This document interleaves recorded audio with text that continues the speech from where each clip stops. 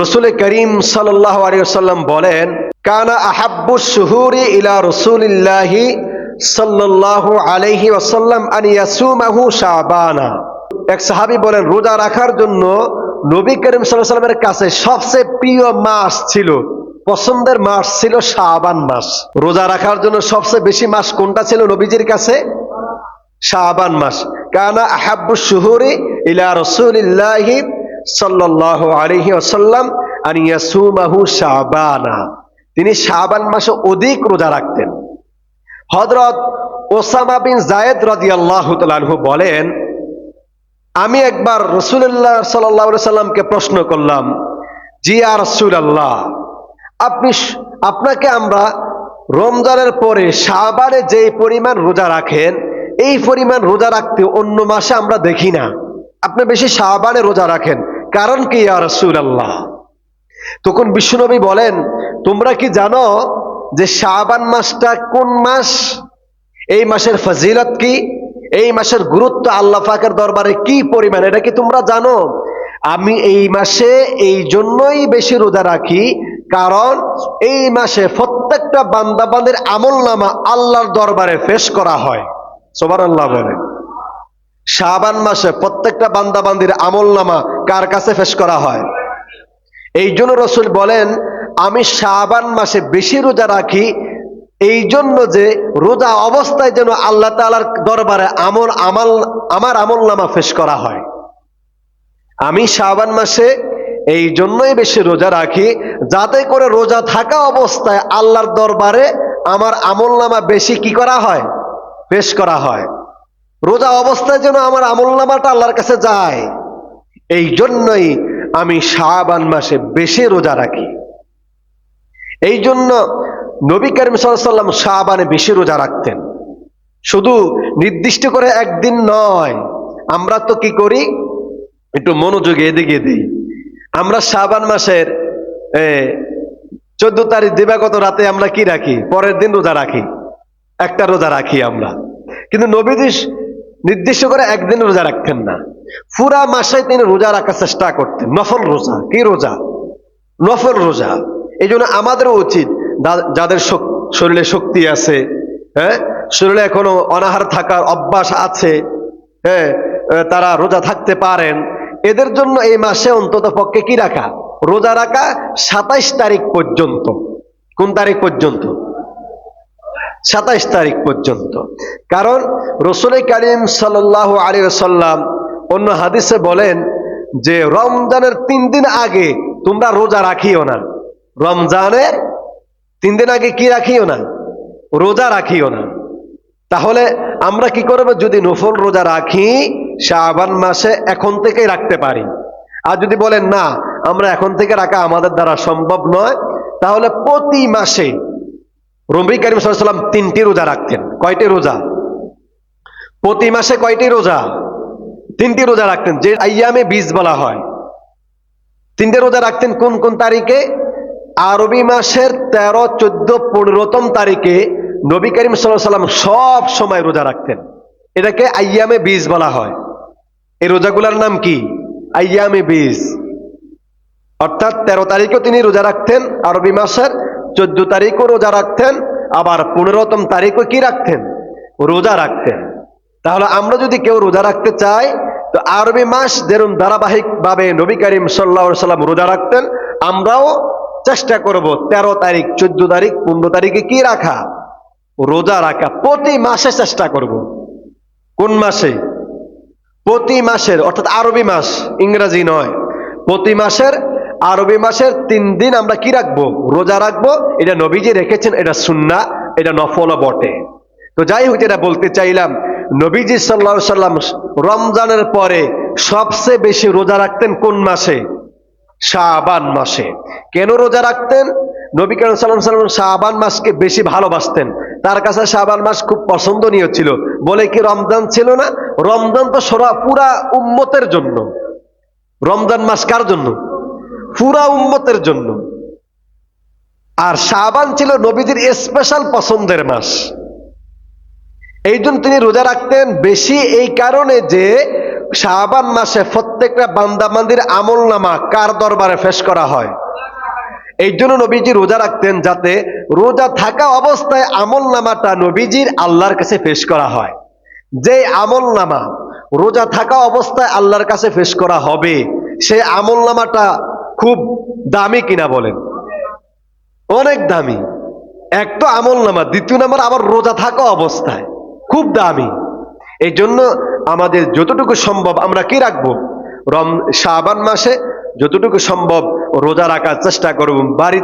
গাড়িতে আমাদের অনেক মুরব্বীরা আছে, আমাদের মা বোনরা, অনেকে এইসব আমল করার জন্য খুব পাগল, পেরেশান থাকে। একটা যদি আমল পাইতাম, হুজুর যদি একটু আমলের কথা বলতো, কোন আমল রাখা যায়, কি আমলটা করা যায় আল্লাহকে পাওয়ার জন্য।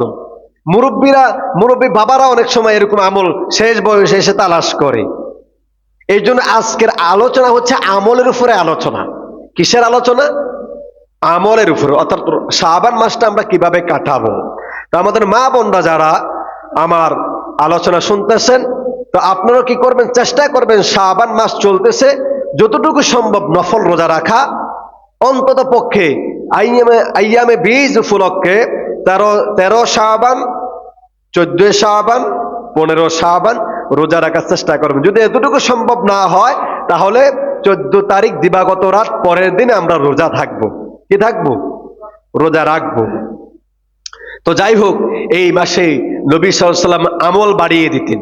কি বাড়িয়ে দিতেন? আমল। কি কি করণীয়, এগুলো আলোচনা করতেছি। পরবর্তীতে বর্জনীয় জিনিসগুলো আলোচনা করব। তাহলে 1 নাম্বার কি? আমরা নফল রোজা রাখার কি করব? চেষ্টা করব যতটুকু সম্ভব শাবানের 27 তারিখের আগ পর্যন্ত। 27 তারিখের পরে রোজা রাখার নিয়ম ইসলামে নাই, কারণ 3 দিন পরে তো আবার রমজান, তখন আপনার আমার জন্য কষ্ট হয়ে যাবে। ইসলাম এমন কোন বিধান দেন না যেই বিধান পালন করতে বান্দাবান্দির কষ্ট হবে, এমন কোন বিধান আল্লাহ রাব্বুল আলামিন কি দেন না, একটু সহজ করে দেন তিনি।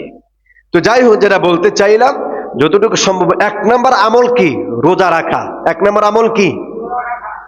সম্ভব হলে নফল রোজা রাখবো প্রতিদিন, সম্ভব না হলে অন্তত পক্ষে 3 দিন রাখবো, তাও সম্ভব না হলে শাবানের 14 তারিখ গিয়ে 15 তারিখ আমরা দিনে রোজা থাকবো ইনশাআল্লাহ। দ্বিতীয় নাম্বার, রাসূল করিম সাল্লাল্লাহু আলাইহি ওয়াসাল্লাম হাদিসে বর্ণনা করেন যে রজনী আসতেছে, শবে বরাতের রজনী, হাদিসের ভাষায় এটাকে বলা হয় ফি লাইলাতিন নিসফি মিন শাবান। শাবানের অর্ধেক তারিখ, অর্থাৎ 14 দিবাগত রাতকে ফি লাইলাতিন নিসফি মিন শাবান বলা হয়। নবী করিম সাল্লাল্লাহু আলাইহি ওয়াসাল্লাম হাদিসে বলেন, এই তারিখের মর্যাদা কি তোমরা জানো? এই তারিখের মর্যাদা হলো ইয়াত্তারিউল্লাহু ইলা খালকিহি ফি লাইলাতিন নিসফি মিন শাবান। আল্লাহ পাক রব্বুল আলামিন এই তারিখে, কোন তারিখে? শাবানের 14তম দিবাগত রাতে আল্লাহ তাআলা তার মাখলুকের প্রতি, তার সৃষ্টি জীবের প্রতি রহমতের দৃষ্টি দেন। সুবহানাল্লাহ বলেন। ইয়াত্তারিউল্লাহু ইলা খালকিহি ফি লাইলাতিন নিসফি মিন শাবান। সকল সৃষ্টি জীবের প্রতি তিনি রহমতের দৃষ্টি দেন। দেওয়ার পরে ফায়াগফিরু লিজামিই খালকিহি, আল্লাহ তাআলা সমস্ত সৃষ্টিকে ক্ষমা করে দেন, শুধু 2টা শ্রেণী বাদে, ইল্লা লিমুশরিকিন আও মুশাহিন। একটা হচ্ছে মুশরিক, যে শিরক করে। 2 নাম্বার আও মুশাহিন, যে বিদ্বেষ পোষণ করে। যার অন্তরে শিরক আছে, যে মুশরিকের মতো কাজ করে, মুশরিক শিরক করে আর নিজের অন্তরে বিদ্বেষ রাখে, অন্যের প্রতি কুৎসা রটায়, অন্যের প্রতি খারাপ জিনিস প্রচার করে, বিদ্বেষ প্রচার করে, বিদ্বেষ রাখে অন্তরে। এই 2টার শ্রেণী বাদে আল্লাহ রাব্বুল আলামিন আর সকল সৃষ্টিকে ক্ষমা করে দেন। তাহলে এই রাত গুরুত্ব আছে না নাই? এই রাতের মর্যাদা আছে না নাই? অনেক মর্যাদা। কিন্তু আমাদের সমাজে কিছু মানুষ এই রাতের মর্যাদা স্বীকার করতে চায় না, এটা অস্বীকার করে বসে। অথচ সহিহ হাদিস ফি লাইলাতিন নিসফি মিন শাবান, শাবানের 14তম দিবাগত রাত, অর্ধ শাবানের রাতের মর্যাদা হাদিস দ্বারা প্রমাণিত। কি দ্বারা প্রমাণিত? কিন্তু একদল মানুষ এটা কি করে? অস্বীকার করে, মানতে চায় না হাদিস থাকার পরেও। তো যাই হোক, আমরা হাদিসে পাইলাম আল্লাহ রাব্বুল আলামিন শাবানের 14তম দিবাগত রাতে, অর্ধ শাবানের রাতে তিনি তার সৃষ্টি জীবের প্রতি দৃষ্টি দেন। কি দেন? স্পেশাল দৃষ্টি। এমনি আল্লাহ রাব্বুল আলামিন সব সময় তো বান্দা বান্দীদের প্রতি দৃষ্টি দেন, বান্দা বান্দী কি করেন না করেন সবই দেখেন, কিন্তু স্পেশাল ভাবে তিনি শাবানের অর্ধ শাবানের রাতে তিনি স্পেশাল ভাবে রহমতের দৃষ্টি দিয়ে তাকান যে কোন বান্দা বান্দি রাত্রি যাপন করে, কি করে না করে। আর দৃষ্টি দেওয়ার পরে তিনি ফায়াগফিরুলি জামিই খালকিহি, সকল সৃষ্টিকে ক্ষমা করে দেন, শুধু দুইটা শ্রেণী বাদে। একটা হচ্ছে মুশরিক, যে শিরক করে, দ্বিতীয় নাম্বার যে মুশাহিন, যে বিদ্বেষ পোষণ করে। কি পোষণ করে? তাহলে এক নাম্বার কি? যাদেরকে আল্লাহ ক্ষমা করেন না, এত গুরুত্বপূর্ণ রাত হওয়ার পরেও, মর্যাদাপূর্ণ রাত থাকার পরেও তিনি ক্ষমা করেন না। এক নাম্বার কাদেরকে ক্ষমা করেন না?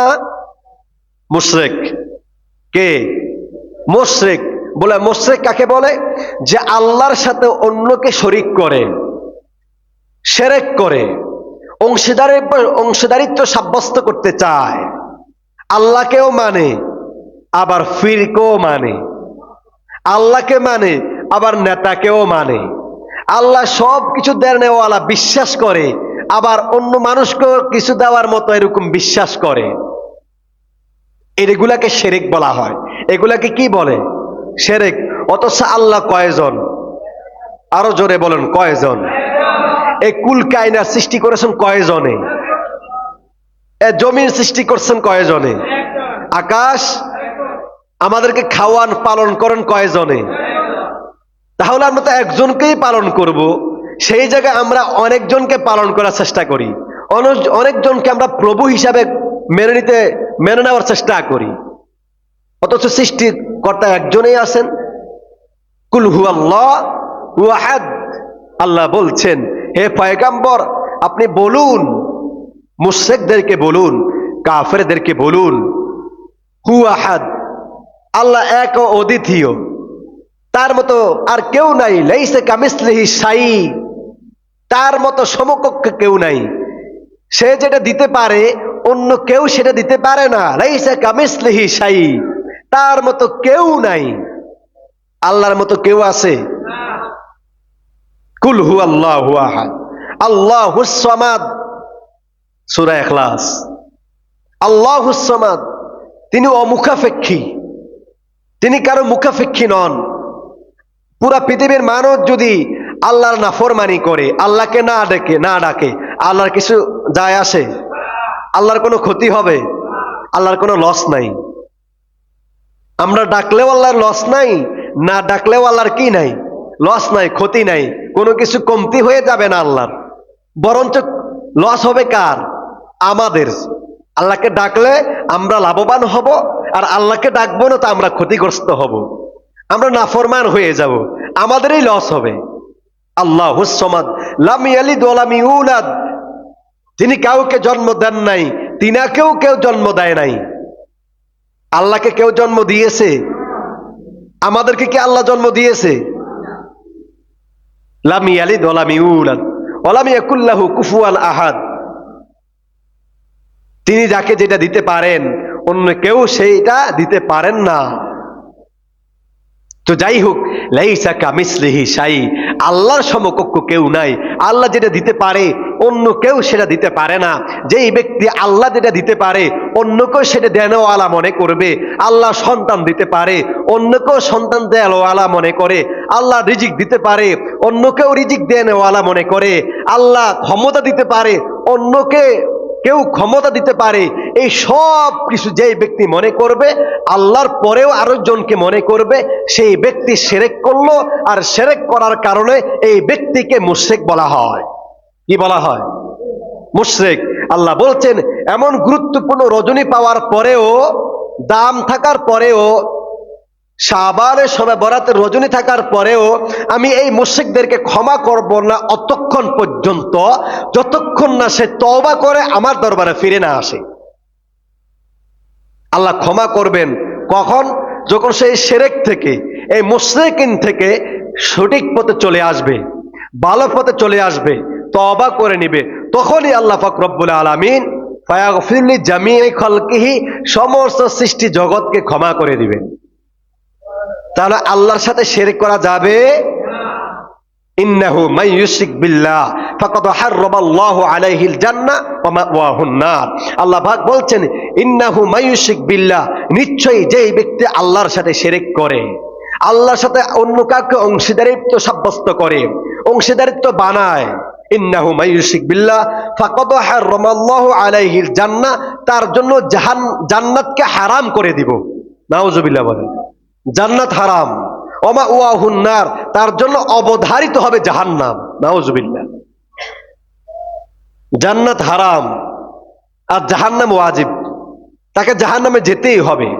আর আল্লাহ পাক অন্য জায়গায় বলছেন যে ব্যক্তি আমি আল্লাহর সাথে অন্য কাউকে শরীক করবে, অংশীদারিত্ব সাব্যস্ত করবে, এটার চেয়ে বড় গুনাহ, এটার চেয়ে বড় পাপ পৃথিবীর মধ্যে, জমিনের উপরে, আকাশের নিচে আর কিছুই নাই।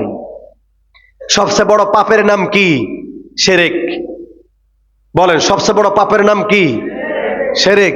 এই জন্য লুকমান হাকিম আলাইহিস সালাতু ওয়াস সালাম, আল্লাহ পাক বলেন লুকমান হাকিম তার সন্তানকে নসিহা করেছিলেন, উপদেশ দিয়েছিলেন, নিজের সন্তানকে ওয়াজ করেছিলেন, এই সন্তান, ইয়া বুনাইয়া লা তুশরিক বিল্লাহ, কখনো আল্লাহর সাথে শিরক করবা না, কখনো আল্লাহর সাথে অন্য কাউকে অংশীদারিত্ব সাব্যস্ত করবা না। যদি করো, ইন্নাহু ইয়া বুনাইয়া লা তুশরিক বিল্লাহ ইন্না শিরকা লাযুলমুন আযীম, আল্লাহর সাথে অন্য কাউকে অংশীদারিত্ব সাব্যস্ত করা মহা পাপ, মহা অন্যায়, মহা গুনাহ। এটা করিও না। লুকমান আলাইহিস সালাম নিজের সন্তানকে এই নসিহত করেছিলেন আল্লাহর সাথে অন্য কাউকে সাব্যস্ত না করার জন্য। আমার আপনার সন্তান, কয়জন সন্তানকে, আমার সন্তানকে কখনো পাশে বসাইয়া এই কথা বলেছি, হে আমার সন্তান, আমি যাই করি না কেন, তুমি যাই করো না কেন, কিন্তু একটা জিনিস কখনো করবা না, সেটা হচ্ছে কি, আল্লাহর সাথে কাউকে অংশীদারিত্ব বানাইবা না, আল্লাহর সমকক্ষ কাউকে তৈরি করবা না, আল্লাহর জায়গায় কাউকে বসাইবা না। এই কথাটা কি আমরা কখন আমাদের সন্তানগুলাকে সামনে রেখে বলেছি? আল্লাহ তাহলে কোরআনে সূরা লুকমান নাজিল করে লুকমান আলাইহিস সালাতু ওয়াস সালামের সন্তানকে কি নসিহা করেছিলেন, কি উপদেশ দিয়েছিলেন, কি ওয়াজ করেছিলেন, কি বয়ান করেছিলেন, এই কথাগুলো আমাদেরকে জানার উদ্দেশ্যটা কি, আমরাও যেন আমাদের সন্তানগুলাকে এইভাবে নসিহা করতে পারি, এইভাবে উপদেশ দিতে পারি, এইভাবে ওয়াজ করতে পারি। অথচ আল্লাহ কোরআনে দিলেন, সেইখান থেকে আমরা শিক্ষা অর্জন করছি না। কিন্তু আমাদের সন্তানগুলাকে নসিহা করা দরকার আছে না নাই? এখন থেকে করবেন। আসলে নামাজের পরে সন্তানগুলাকে নিয়ে বসবেন। আপনি আলেম নয় তো কি হয়েছে? এগুলা বলার জন্য তো আলেম হওয়া লাগে না। আল্লাহর সাথে অন্য কাউকে মিলাইবা না, আল্লাহর জায়গায় অন্য কাউকে বসাইবা না, এই কথাগুলো সন্তানকে বলতে মাদ্রাসা পড়া লাগবে? কি বলেন? কোন পিএইচডি কোর্স করা লাগবে? কিছুই লাগবে না। তাহলে আসার পর একটু সন্তানকে নিয়ে বসুন, নিজের ধর্মটা ধর্ম সম্পর্কে তাদেরকে একটু নসিহা করেন, তাদেরকে একটু নলেজ দেন যে তুমি যাই করো না কেন সন্তান, যাও যত গুনাই করো, কিন্তু খবরদার আল্লাহর সাথে কাউকে মিলাইতে যাও না। যদি মিলাও তুমি মুশরিক হয়ে যাইবা। আর যদি মুশরিক হয়ে যাও, মান হারামাল্লাহু আলাইহিল জান্নাহ, তাহলে তোমার জন্য জান্নাত হারাম হয়ে যাবে। হারাম মানে কি? জান্নাতে তুমি যেতে পারবা না। সন্তানকে বলুন, উপদেশ দেন। আল্লাহ কোরআনে আমাদেরকে এগুলা দিয়েছেন এই জন্য আমরা যেন সেখান থেকে শিক্ষা নিয়ে নিজের সন্তানগুলাকে, নিজের সংসারটাকে সুন্দর করতে পারি। তো যাই হোক, এই কথাগুলা কোথায় থেকে আসছে? আল্লাহ তাআলা অর্ধ শাবানের রজনীতে, অর্থাৎ শবে বরাতে, তিনি তার সৃষ্টি জীবের প্রতি ইয়াত্তালিউল্লাহু ইলা খালকিহি, সৃষ্টি জীবের প্রতি রহমতের দৃষ্টি দেন। আর রহমতের দৃষ্টি দিয়ে তিনি ফায়াগফিরু লিজামিই খালকিহি, সমস্ত সৃষ্টি জগৎকে ক্ষমা করে দেন। শুধু দুইটা শ্রেণী বাদে, দুইটা ব্যক্তি বাদে, দুইটা গ্রুপ বাদে, ইল্লা লিল মুশরিকিন, একটা মুশরিক যে আল্লাহর সাথে শিরক করে, আর একটা হচ্ছে কি, আও মুশাহিন, যে বিদ্বেষ পোষণ করে। তাহলে এই দুইটার ভিতরে এক নম্বর কি, আমরা মুশরিক, এটা থেকে আমরা দূরে থাকবো। এটা থেকে কি থাকবো? শিরক থেকে দূরে থাকবো। নিজে যেরকম শিরক করব না, সন্তানদের দ্বারাও শিরক করাবো না। দ্বিতীয় নাম্বার কি? আও মুসাহিন, বিদ্বেষ পোষণ করা, একে অন্যের প্রতি গীবত গাওয়া। হা হা রে, সমাজ এগুলো মহামারীর মতো। দোকানপাটে বসলে কোথায় কি হয়েছে না হয়েছে 80 বছর আগের ঘটনা তুলে দেয়, যার বিষয় তুলেছে সে দুনিয়াতেও নাই। এরকম হয় না? যার বিষয় বিদ্বেষ ছড়াচ্ছে সেই ব্যক্তি কি দুনিয়াতে নেই? এরকম ব্যক্তির বিষয় দোকানপাটে বসলে আমরা বিদ্বেষ ছড়াইতে থাকি কিনা বলেন? এটা আমরা করি কিনা বলেন? হিংসা, বিদ্বেষ, গীবত, এটার দ্বারা আপনি কি কতটুকু লাভবান হচ্ছেন? আল্লাহ রসুল বলেন, আপনার মধ্যে বিদ্বেষ আছে, গীবত আছে, আপনার কলব পচে গেছে। আর সুতরাং এই বিদ্বেষ যদি আপনার অন্তরে থাকে, এরকম গুরুত্বপূর্ণ লাইলাতুল বরাত, শবে বরাত পাওয়ার পরেও আল্লাহ আপনার গুনাহ মাফ করবেন না, আল্লাহ আপনার প্রতি রহমতের দৃষ্টি দিবেন না। তাহলে লসটা কার হয়েছে বলেন তো? যেই ব্যক্তি বিদ্বেষ পোষণ করলো, বিদ্বেষ ছড়াচ্ছে, সেই ব্যক্তি কি লাভবান হয়ে গেছে? মোটেও না। সে নিজের ক্ষতি নিজে করতেছে। কি ক্ষতি করতেছে? এক নাম্বার, আল্লাহর রহমতের নজর থেকে সে দূরে, আল্লাহ তার প্রতি রহমতের নজর দিবেন না, তাকাবেন না, এক নাম্বার ক্ষতি। অথচ যিনি আমাকে সৃষ্টি করলেন, যিনি আমাকে গঠন প্রণালী দিয়ে এই পর্যন্ত নিয়ে আসলেন, সেই ব্যক্তি, সেই প্রভু যদি আমার প্রতি রহমতের দৃষ্টি না দেন, তাহলে এই জীবন বেঁচে থাকার অর্থ কি? এক নাম্বার ক্ষতি, লস। দ্বিতীয় নাম্বার, আমার মধ্যে হিংসা বিদ্বেষ থাকার কারণে আল্লাহ আমাকে ক্ষমাও করবেন না। তাহলে সব দিকেই তো আমি কি লসের মধ্যে, ক্ষতির মধ্যে পড়ে গেলাম। কোন জ্ঞানী ব্যক্তি, কোন বিবেকবান ব্যক্তি কি কখনো নিজের ক্ষতি করতে পারে বলেন তো? রাস্তাঘাটে বিভিন্ন পাগল চলাফেরা করে কিনা বলেন? ওদেরকে আমরা বাস্তবে পাগল বলি, কিন্তু আমরা একটু দেখবেন, তাদেরকে দেখবেন যে সে তার, যাদেরকে আমরা পাগল বলি, এই পাগল বলা মানুষগুলা কখনো কি কাটার ভিতরে ঝাঁপ দিয়েছে? কাটার ভিতরে এই পাগল বলা লোকগুলা যারা রাত্রে বেলায়, রাত্রে দিনে সবসময় রাস্তায় সময় কাটায়, কখনো কি আগুনের মধ্যে ঝাঁপ দিয়েছে? কোন নোংরা জিনিসের মধ্যে ঝাঁপ দিয়েছে? দেখেন, দেয় নাই কেন?